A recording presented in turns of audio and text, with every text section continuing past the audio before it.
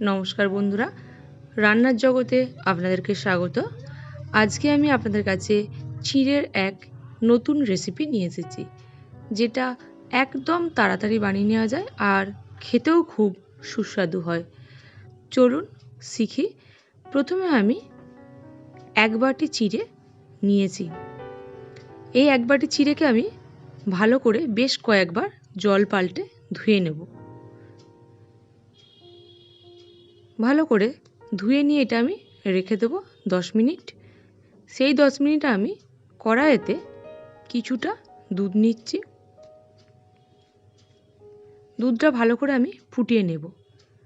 দুধটা ফুটে গেলে আমি এখানে 2টো এলাচ ফাটিয়ে দিয়ে দিলাম। এবার আমি ওই চিড়েগুলো দিয়ে দিচ্ছি। চিড়েগুলো জলটা অনেকটাই টেনে নিয়েছে।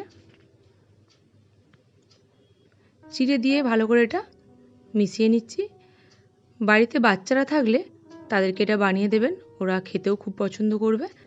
আর শুধু বাচ্চারা না, বড়রাও এটা খেতে পারবে। এটা খেতে খুবই সুস্বাদু হয়। এবার আমি ভালো করে ফুটে গেলে দিয়ে দিচ্ছি কিছুটা পরিমাণ চিনি। চিনিটা অবশ্যই আপনারা আপনাদের স্বাদ মতো ব্যবহার করবেন। দিয়ে এবার আমি দিয়ে দেব বেশ কয়েকটা কাজু।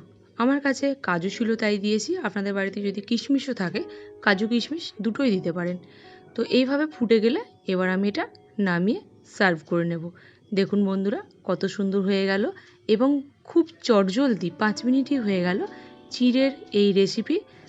আমার রেসিপি যদি আপনাদের ভালো লেগে থাকে, অবশ্যই বাড়িতে একদিন ট্রাই করে দেখুন আর আমাকে কমেন্ট করে জানাবেন কেমন হয়েছে।